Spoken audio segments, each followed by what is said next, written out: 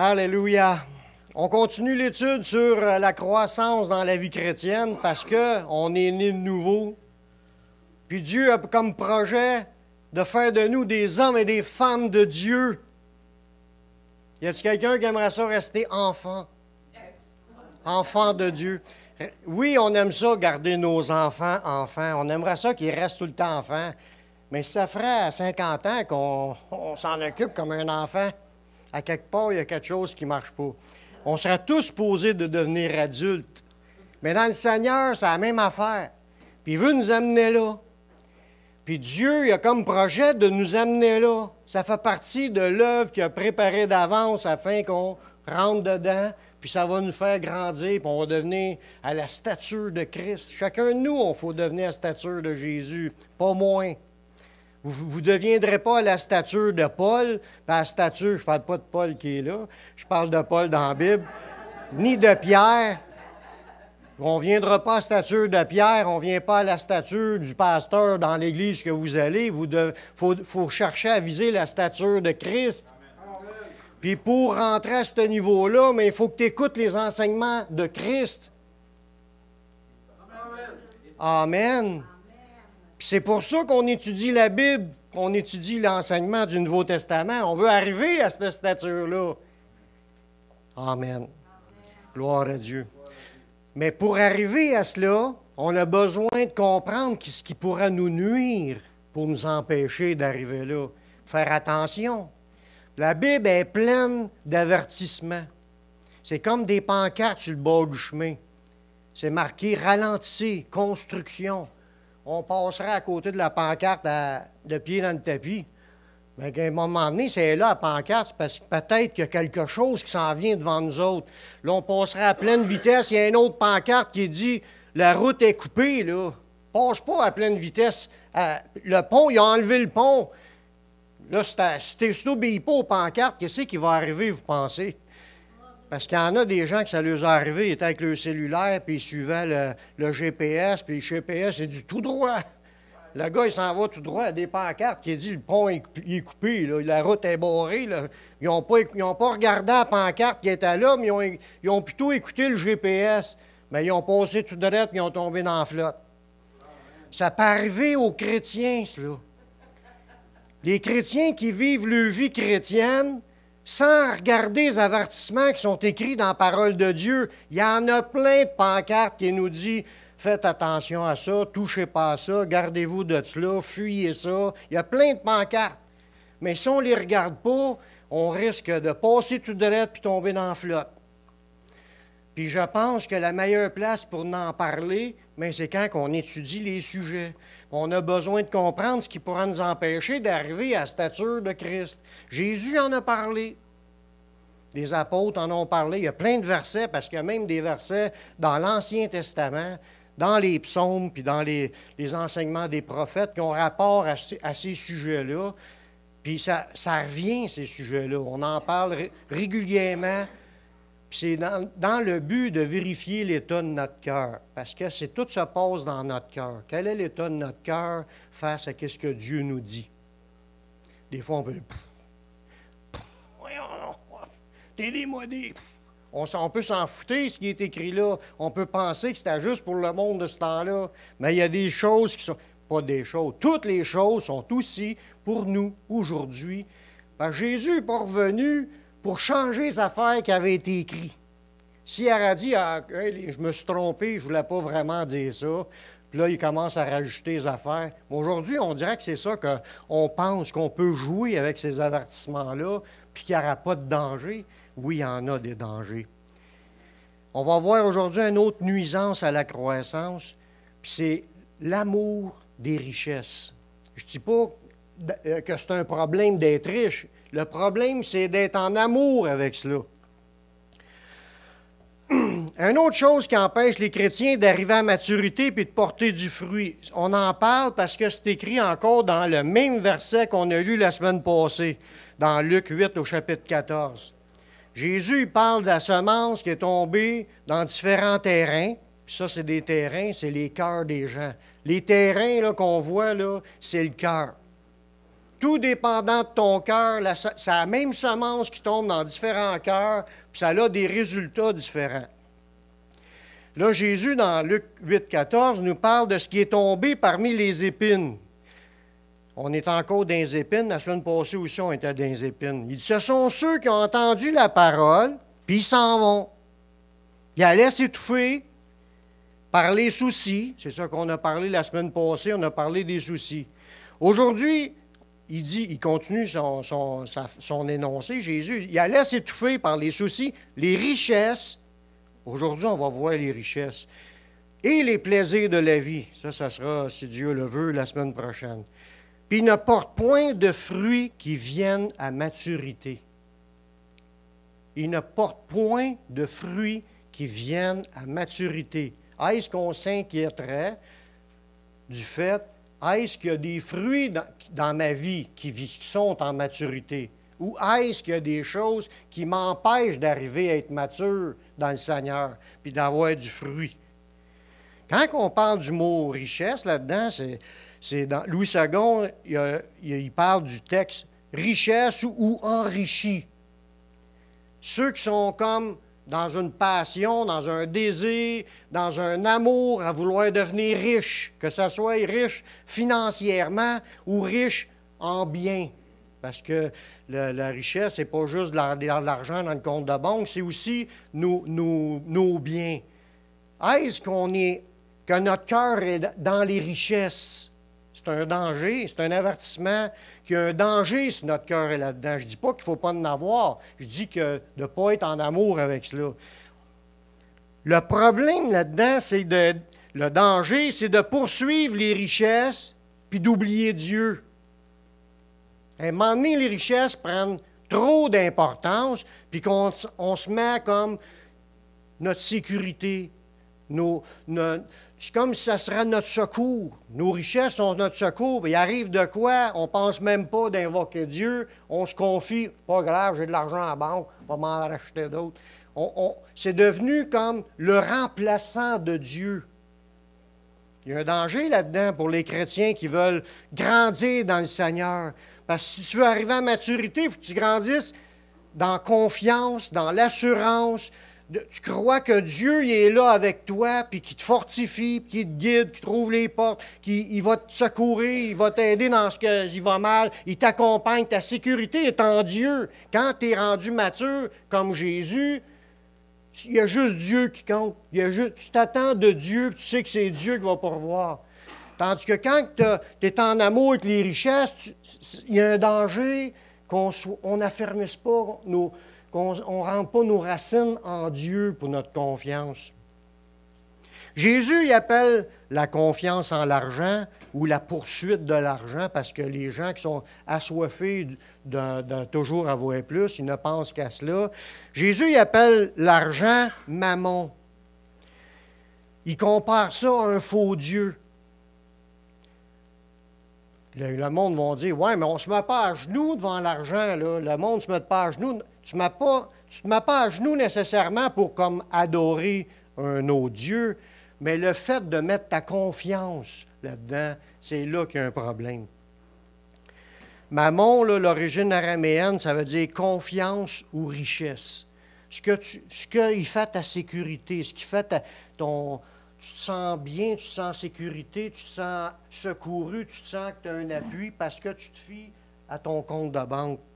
Il y a un danger parce que ça peut amener le chrétien à mettre sa confiance dans ce qui n'est pas quelque chose vraiment qui va le secourir parce que oui, ça va bien là. Ça ne veut pas dire que ça va être toujours comme ça, mais Dieu veut nous apprendre à mettre notre confiance en lui. Quand Jésus expliquait ça, que dans Luc 16, le verset 13, qui dit « Nul ne peut servir 2 maîtres, car ou il haïra l'un, puis aimera l'autre, ou il s'attachera à l'un, puis méprisera l'autre. Vous ne pouvez pas servir Dieu et Mammon. » Jésus est en train d'essayer d'amener les cœurs des gens à s'accrocher à Dieu, pas s'accrocher à ce qui nous entoure. Parce que l'argent, ça fait partie des choses de ce monde, puis il ne veut pas qu'on mette notre confiance dans les choses de ce monde. Il veut qu'on mette notre confiance en Dieu. Il veut qu'on apprenne à mettre notre confiance en Dieu. Si tu apprends à mettre ta confiance en Dieu, tu vas mépriser le reste. Tu te dis, moi, j'en ai peut-être de l'argent, mais c'est pas ça qui est mon secours. C'est Dieu qui est mon secours. Mais le problème, c'est que si on tombe en amour avec l'argent, on oublie l'autre. On oublie Dieu. Puis s'il y a un danger. Les pharisiens, ils écoutaient ça, puis ils riaient. Ils se moquaient. Il pensait à Jésus, il regardait Jésus là, dans Luc 16, le verset 14, parce que là, je viens de vous lire le verset 13 qui dit « Tu ne peux pas servir 2 maîtres ». Au verset 14, il dit « Les pharisiens qui étaient avares écoutaient aussi tout cela, puis ils se moquaient de lui. » C'est comme si tu entends cette phrase-là « Mets pas ta confiance dans l'argent, mais allez en Dieu », puis là, on se moquerait de ce que Jésus a dit. Comme si Jésus, voyons donc Jésus, tu ne sais pas de quoi tu parles. On a de l'argent, nous autres. On aime ça de l'avoir, puis on sait que c'est bien d'avoir de l'argent. Je te dis pas que c'est pas mal dans. Je dis pas que c'est en vraiment démêler les affaires. Je dis pas que c'est mal d'en avoir. Ce que je dis, c'est mal que ça devienne comme tu es en amour avec cela, puis c'est ta sécurité. Ça devient ton Dieu. Jésus leur dit à ceux qui étaient en train de rire de lui, il dit, vous cherchez à paraître juste devant les hommes. Mais Dieu connaît vos cœurs. C'est le cœur qui compte. Où est ton cœur? Es-tu dans la poursuite des choses de ce monde, à t'enrichir, ou il est dans la poursuite de la connexion avec Dieu et tout ce que Dieu peut t'apporter? Il dit, Dieu connaît vos cœurs, puis il dit, ce qui est élevé parmi les hommes est une abomination devant Dieu. Dieu regarde au cœur. Puis c'est ça le problème de la semence qui tombe dans les différents endroits. Le terrain, là, c'est le cœur. Dieu regarde le cœur, mais le problème n'est pas la semence de la parole de Dieu qui est pas assez puissante pour amener les gens à maturité. C'est le cœur dans lequel que la semence tombe. C'est que les gens ne sont pas tellement tout le temps très intéressés à Dieu, puis ils se laissent étouffer. Ils courent après les autres choses autour. Les gens qui étaient là, c'était des avares que c'est écrit dans le texte. Les avares, selon le jugement de Jésus là-dedans, il dit c'est ceux qui sont amis de l'argent ou en amour avec l'argent. C'est ça qui est de l'avarice. Ça peut être de l'argent ou les biens. Ceux qui sont versés dans les choses qui les entourent. Il y a 2 choses que l'amour de la richesse amène. Que ça peut amener comme gros problème dans une vie. Ça peut nous amener à être injuste ou ça peut nous amener à être moins en amour avec Dieu. Jésus qui explique ça, vous allez voir dans le verset, dans Luc 11, 42.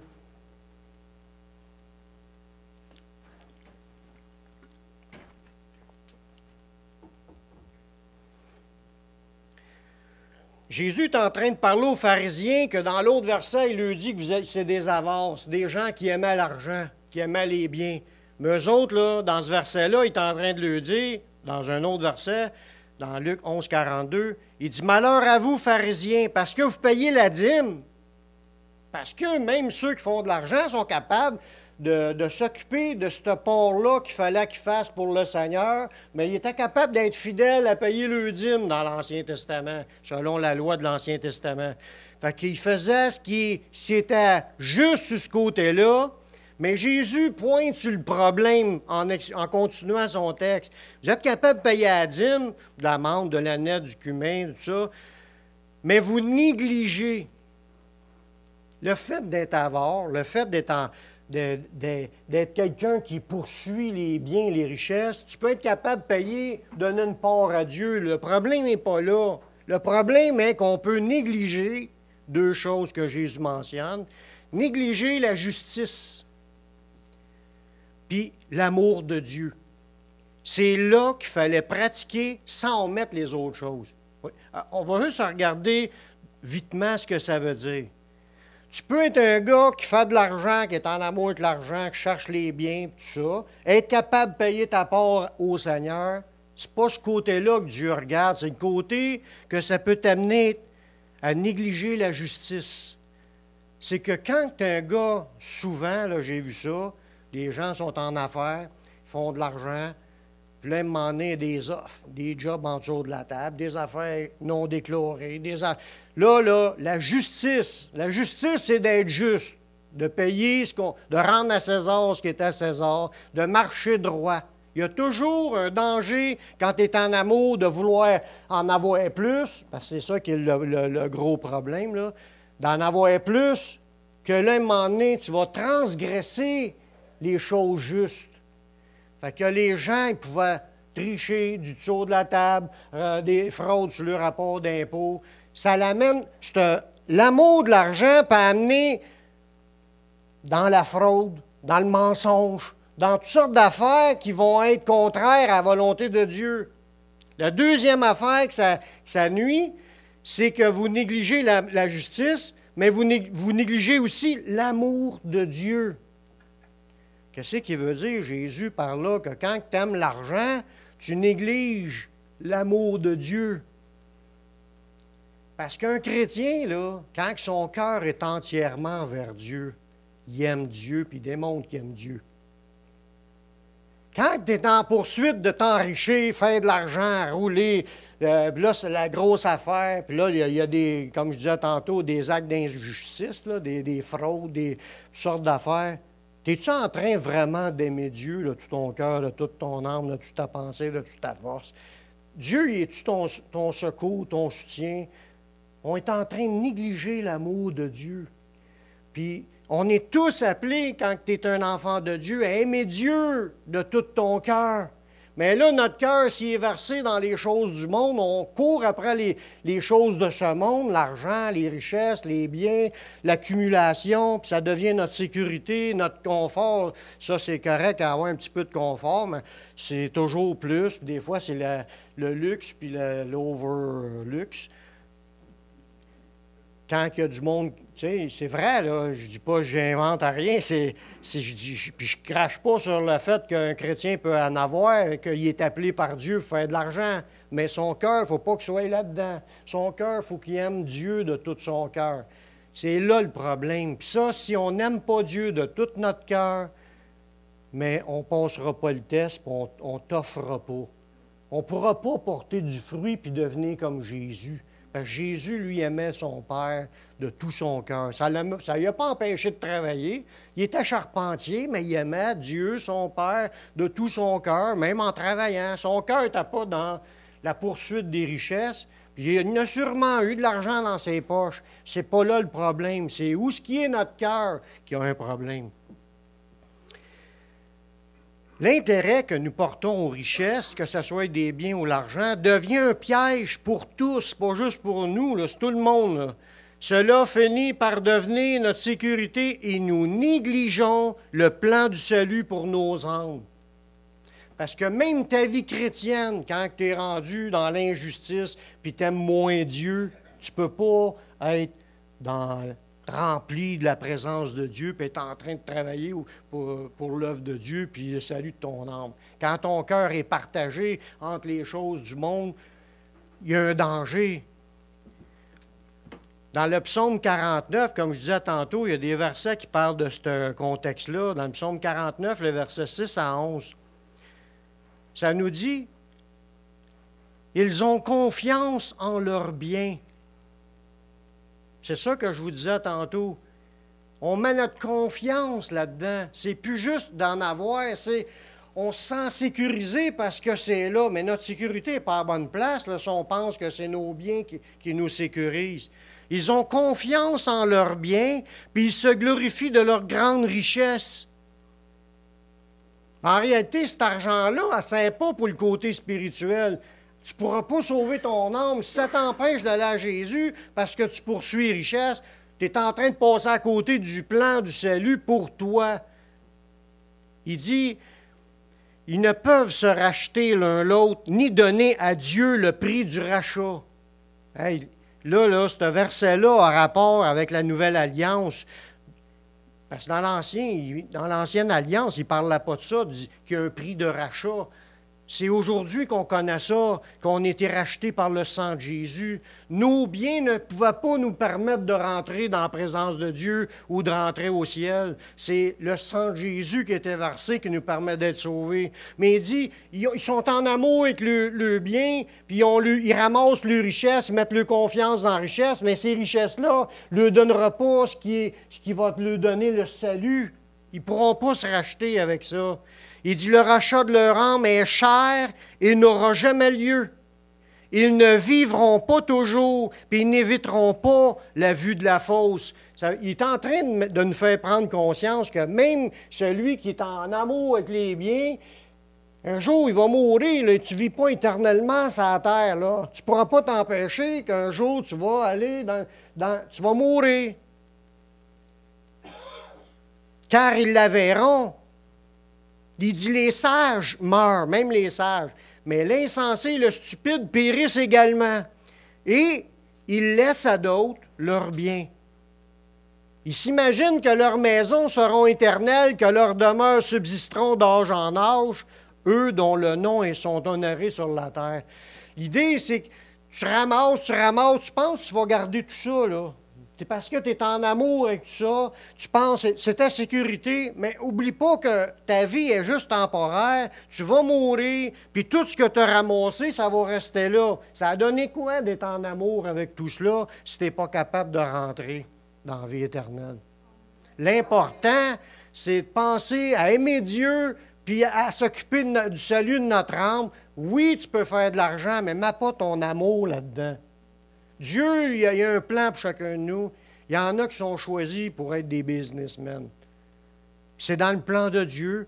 Puis cet argent-là doit servir pour l'œuvre de Dieu, mais il ne veut pas que les gens mettent leur confiance dans l'argent, puis il ne veut pas que le monde pense qu'à l'argent. Il faut que tu penses à aimer Dieu de tout ton cœur, de toute ton âme, de toute ta pensée, de toute ta force, puis servir le Seigneur en mettant ta foi dans l'œuvre accomplie de Jésus, bien entendu. Il faut prendre garde à la manière que l'on regarde ceux qui nous entourent, parce que les gens adoptent un mode de vie, un style de vie. J'ai vu ça, moi, dans ceux qui donnaient des cours à mouer, puis ces affaires-là. Puis les gens, ils sont là, il faut que tu ailles le standing, là, puis là, tu vas faire de l'argent. Si tu parles à argent, puis tu as la manière de te présenter, puis avec le discours, c'est comme si tu as un mode de vie à te présenter pour pouvoir être comme attirer les ouvertures de faire de l'argent. Il y a beaucoup de monde qui pense comme ça aujourd'hui. Mais nous, qui sommes chrétiens, on est appelés à quelque chose de bien plus grand que faire de l'argent. Mais il faut faire attention quand on voit ce monde-là, puis ils ont des gros chars, les boats, les ci, les ça, ils ont tout l'équipement, là, des grosses affaires. On se rapportait à vouloir faire cela, nous autres aussi. Dans Proverbe 23, le verset 1 à 5, ça nous dit quelque chose. Il nous dit, si tu es à table avec un grand, fais attention à ce qui est devant toi. Imaginez, là, les gens, là, ils ont des châteaux comme maison. Ça vaut 10 millions. Avec, il y a 30 chars à la porte, là. Puis des chars de luxe, des collections. Là, comme dans Batman, là, tu vois. Ou non, c'est dans Iron Man, tu vois, il y a des chars de collection. Lui, il vivait la grosse vie. On est porté de regarder ça, là, puis de dire, c'est le but à atteindre. Pas pantoute, il faut faire attention quand on voit ça. C'est pas un but à atteindre. Il dit, si tu es assis à la table avec un grand, fais attention à ce qui est devant toi. Mets un couteau à ta gorge. Si tu as trop d'avidité, il dit, ne convoite pas ces friandises, car c'est un aliment trompeur. Ne te tourmente pas pour t'enrichir. N'y applique pas ton intelligence. Veux-tu poursuivre du regard ce qui va disparaître? Oups, excusez. Car la richesse se fait des ailes et comme l'aigle, elle prend son vol vers les cieux. Ça nous dit dans ce verset-là, tu vas en voir du monde qui font de l'argent, ils mènent une joyeuse et brillante vie, comme ça disait le riche dans la parabole du Lazare, mais ça n'y a pas payé l'ouverture à rentrer dans le sein d'Abraham. L'idée, c'est, tu vas voir cela, c'est pas un but à atteindre. Cherche pas à imiter les autres qui sont devant toi. Il dit, mets un couteau à ta gorge. Empêche-toi même de courir après ça. Il dit, applique-toi pas à cela. Faisons ce que Dieu nous demande. Cherchons ce que Dieu veut dans nos vies, marchons pour le Seigneur. Puis un autre point qu'il nous dit dans le Nouveau Testament, il dit qu'il faut prendre garde au discours de ceux qui pensent que d'être riche, que d'être chrétien, cela nous rend riches. Parce qu'il y a la doctrine de la prospérité qui se véhicule présentement. Puis il y a des églises qui sont poussées que vers cette chose-là, puis il n'y a que des gens riches dans l'Église. Je ne dis pas que c'est pas correct d'être riche encore. Je parle de la mentalité qui est en arrière de cela, qui est un piège, un danger, de penser que quand tu deviens chrétien, tu vas devenir riche. C'est un piège. Tu vas devenir ce que Dieu a préparé d'avance pour toi. Ce n'est pas le but à atteindre d'être riche. Si Dieu t'a appelé à tout renoncer, à lâcher ta job et à aller faire de l'évangélisation en Afrique, mais tu t'en vas là. Donc, c'est le but de Dieu qui compte, ce n'est pas celle que toi tu regardes et que tu aimerais avoir. Dans 1 Timothée 6, le verset 5 à 10, puis ça, comme je disais tantôt, ça fait partie de toutes les affiches, des avertissements qu'il y a un danger. Faites attention, ne courez pas après ça, parce qu'il faut que tu cours après ce que Dieu te demande. C'est ça qui est le point. Demandons au Seigneur là, ce qui nous attend pour nous, ce qu'il a préparé d'avance pour nous, puis demandons au Seigneur d'entrer tout simplement dans ce qu'il y a pour nous. Oui, il y en a qui vont en faire de l'argent, mais ce n'est pas pour tout le monde. Il y en a qui vont juste avoir le nécessaire, ce qu'ils ont besoin pour vivre. Ça, Dieu l'a promis. Dans 1 Timothée 6, les versets 5 à 10, ça nous parle de vaines discussions, d'hommes corrompus d'entendement, privés de la vérité, et croyant que la piété est une source de gain. Comment est-ce qu'il y en a qui pensent qu'à prêcher l'Évangile, tu vas devenir riche, puis ils ont parti des ministères, puis donne. Le Seigneur me dit, vous allez tous me donner des chèques de 150$ un matin. Vous n'avez pas d'argent, faites-les par la foi. Puis le Seigneur va vous le remettre en double. Ça a existé, ces paroles-là. Je ne les ai pas inventées. Il y a du monde qui fonctionne comme ça. Puis c'est pas Dieu qui fait ça. C'est des gens avides d'argent, avides de projets, puis ils veulent s'enrichir, puis tu regardes leur mode de vie, tu vas voir que c'est pas de Dieu. C'est pas le plan de Dieu du tout. Puis ils prêchent pourtant la richesse, puis l'abondance, mais ça nous dit là-dedans, ils croient que la piété est une grande source de gain, que c'est une source de gain. Ils pensent que c'est pour profiter. Mais au verset 6, c'est une source de gain, la piété, mais avec le contentement.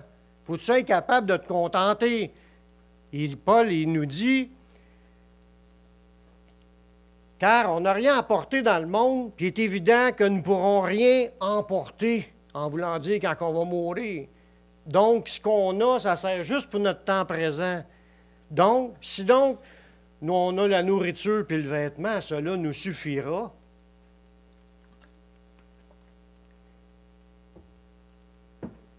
Mais ceux qui veulent s'enrichir, ils tombent dans la tentation. Il y a une tentation, là, si tu es en amour avec les richesses, puis tu penses qu'à t'enrichir, c'est une tentation, un piège, puis dans beaucoup de désirs insensés et pernicieux qui plongent les hommes dans la ruine et la perdition. Car l'amour de l'argent, c'est une racine de tous les maux, puis quelques-uns, en étant possédés, se sont égarés loin de la foi, puis se sont jetés eux-mêmes dans bien des tourments. Voyez-vous, l'amour de l'argent, comment ça peut être dangereux? Mais Jésus en avait parlé, il dit, ils sont étouffés par les richesses. Ils ont l'amour de l'argent, puis ça les empêche de porter du fruit à maturité. Il ne faut pas s'étonner de ça qu'il y en a qui abandonnent parce qu'ils sont en amour de devenir riches.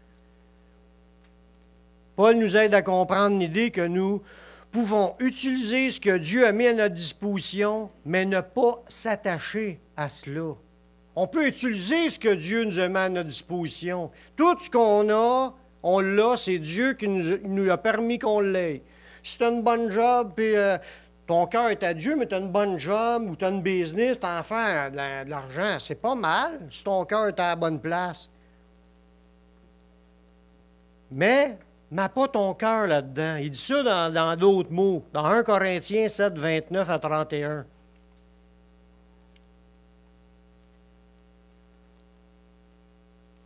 Il dit, voici ce que je dis, frère, c'est que le temps, il est court, que désormais, ceux qui ont des femmes, soient comme en n'ayant pas, ceux qui pleurent comme ne pleurant pas, ceux qui se réjouissent comme se réjouissant pas, que ceux qui achètent comme ne possédant pas, et ceux qui usent du monde comme n'en usant pas, car la figure de ce monde passe.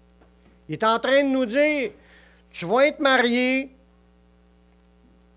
tu vas être dans des moments de tristesse, tu vas être quelqu'un qui cherche qui achète des affaires dans ce monde, c'est sa job, ou il s'en achète pour lui. Tu possèdes, puis tu vas utiliser le monde, mais fallait comme si tu n'en useras pas. Fallait comme si tu n'es pas attaché à ça. Le problème, c'est l'attachement. Parce que si on met notre cœur là-dedans, on n'a plus notre cœur en haut.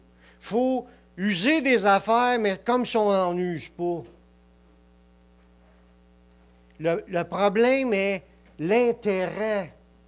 L'intérêt est un danger, une séduction, une attirance, quelque chose qui essaye de nous éloigner de Dieu. Évitons l'attachement aux richesses, puis attachons-nous à Dieu qui a promis de pourvoir. C'est là qu'il faut regarder. Dieu a promis. Tout ce qu'on a, c'est fait partie de l'abondance ou de ce que Dieu a déversé dans nos vies pour qu'on puisse en profiter, qu'on puisse en jouir. C'est dans la volonté de Dieu qu'il nous donne de tout ce qu'on a de besoin. Hébreux 13, 5 à 6, ça nous dit « Ne vous livrez pas à l'amour de l'argent. Contentez-vous de ce que vous avez, car Dieu lui-même a dit « Je te délaisserai point, je t'abandonnerai point. » On n'a pas besoin d'être en amour avec l'argent. Dieu lui-même a dit qu'il ne nous délaissera pas et il ne nous abandonnera pas. Il va pourvoir. Dieu est un pourvoyeur. Puis Dieu a d'abondance de bénédictions qu'il est prêt à nous donner. Puis c'est là pour nous. On n'a pas besoin d'être en amour avec cela. Profitons de ce qu'on a, mais comme si on n'en est pas attaché. C'est ça qui est important, pas être attaché. Pour nous aider à nous détacher de l'amour de l'argent, Jésus a formellement confirmé que Dieu pourvoirait à notre bien-être. Vous savez, quand le verset que j'ai lu tantôt, « Nul ne peut servir 2 maîtres », soit tu t'attaches à un, tu méprises l'autre. Ça, c'était le seul qui était dans Luc. Si tu lis celle dans Matthieu, quand Jésus dit ça dans Matthieu, au chapitre 6, le verset 24, à partir du verset 24, il y a d'autres enseignements qui vont suite à cela. Il dit, tu ne peux pas servir les deux, tu ne peux pas t'attacher aux deux. Tu vas t'en servir un, tu vas mépriser l'autre. On choisit qui on veut comme Dieu. Nous, on a choisi Dieu, mais attachons-nous à Dieu. Mais il y a des promesses que Jésus a dit tout de suite dans le verset suivant. Pour nous. Il dit au verset 25, il dit, c'est pourquoi je vous dis, ne vous inquiétez pas pour votre vie de ce que vous mangerez, ni votre corps de quoi vous serez vêtus. Il dit, la vie n'est-elle pas plus que la nourriture? Parles-tu de la vie ici? Non, il parle de la vie éternelle. Elle vaut bien plus que de la nourriture. Le corps plus que le vêtement. Regardez les oiseaux du ciel, ils ne sèment ni ne moissonnent, n'amassent rien dans leur grenier, puis votre Père céleste les nourrit. Ne valez-vous pas beaucoup plus qu'eux? Si Dieu nourrit pas juste les oiseaux, les animaux avec, on vaut bien plus que des animaux. On est les enfants de Dieu. Dieu va pourvoir à notre vie. Si on s'attache au Seigneur, Dieu va pourvoir, il l'a promis. Là, il nous dit encore, il continue, là, qui de vous, par ses inquiétudes, peut ajouter une coudée à la durée de sa vie? Puis pourquoi vous inquiétez au sujet du vêtement? Il dit, considérez les lys des champs, ils ne travaillent ni ne filent. Cependant, je vous dis que Salomon même, dans toute sa gloire, n'a pas été vêtu comme l'un d'eux. Parce que Salomon, là, il n'a pas achevé sa course en tant qu'homme de Dieu. Il a abandonné le Seigneur. Il s'est tourné vers des faux dieux de ses femmes. Ses femmes servaient des faux dieux, faisaient des temples pour les faux dieux, puis il est allé se prosterner devant un faux dieu. Puis Jésus, il dit l'exemple de Salomon. Il dit, Salomon, dans toute sa gloire, n'a pas été vêtu comme un lys des champs. Un lys, c'est une fleur de lys, c'est une fleur. La fleur, elle atteint son épanouissement, puis la fleur, elle apparaît au bout. Les fruits sont là. Une fleur, une simple fleur que Dieu a fait pousser, ça atteint sa maturité. Salomon, il n'a pas atteint où ce qu'il devait aller. Il a perdu son... Il s'est égaré à cause de... Il n'a pas écouté les avertissements de Dieu. Pourtant, Dieu l'avait averti de ne pas prendre des femmes étrangères. Puis il dit, ils vont t'emmener vers des faux dieux. Il n'a pas écouté, puis il a tombé là-dedans. Puis Jésus, il s'en sert comme exemple et dit de s'attacher, mettre notre confiance en Dieu. Dieu va pourvoir à ta nourriture, tes vêtements, tout ce que tu as besoin. Mets pas ton cœur là-dedans. Aie confiance que Dieu va pourvoir. Dieu va le faire. Puis Dieu, il dit, on vaut bien plus que des animaux ou que les fleurs. C'est ça qu'il essaie de nous expliquer. On est important aux yeux de Dieu. Il sait qu'on a besoin. Puis si on y met notre vie entre ses mains, mais il va prendre soin de nous. Il ne nous abandonnera pas, il ne nous délaissera pas. Tout ce qu'il a promis, il va l'accomplir parce que Dieu est fidèle. Amen.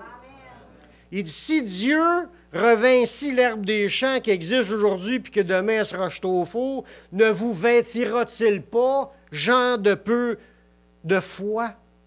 Hey, Jésus, là, il parle quand même sévèrement. Là. Il explique les affaires, mais il nous traite d'incrédules. Il traite les auditeurs de gens qui ont peu de foi. Ça veut dire que quand tu commences à mettre ta foi dans les richesses, tu es en train de démontrer que tu as peu de foi. Parce que notre foi devrait être en Dieu, à faire confiance en Dieu. Il l'a promis, Jésus l'a confirmé, il va pourvoir à notre vie. Attachons-nous de tout notre cœur à Dieu. Amen. Ne vous inquiétez donc point et ne dites pas que mangerons-nous, que boirons-nous, de quoi serons-nous vêtus, car ces choses-là, c'est les païens qui recherchent ça. Il dit, votre Père céleste sait que vous en avez de besoin. Cherchez premièrement le royaume et la justice. C'est ça, tantôt, je disais, tu es avare, ça t'amène à des injustices. Ils ont négligé la justice, ils ont négligé d'avoir une vie juste. Ils marchaient tout croche, c'était pas grave, du moment qu'ils s'enrichissent. Non, cherche le royaume et la justice. Cherche à marcher d'une manière droite. Oublie ça, les affaires, les croches, les passe-passe pour essayer de contourner puis de frauder. Puis d'oublier aussi nos montants pour ne pas les mettre sur le rapport d'impôt. Dieu, il regarde bien plus ton cœur quand tu es en train de l'aimer puis de dire, Seigneur, regarde ça, toutes mes petites jobines que j'ai faites, je les ai toutes écrites dans le rapport d'impôt. C'est ça qu'il veut voir. Il veut voir qu'on est juste. Cherche à être juste. Ça plaît à Dieu. Puis il dit, toutes ces choses vous seront données par-dessus. Cherche le royaume, cherche à être juste, mais tout le reste, Dieu va te donner tout ce que tu as besoin. C'est pas beau comme promesse? Amen. Mettons notre confiance en Dieu et marchons d'une manière juste. Puis le Seigneur va nous bénir. Seigneur, je te remercie pour ces quelques versets d'avertissement. Garde-nous dans un cœur entier envers toi. Seigneur, qu'on ne se laisse pas détourner par l'attrait de s'enrichir et puis de commencer à être tout croche dans notre vie parce qu'on en veut plus.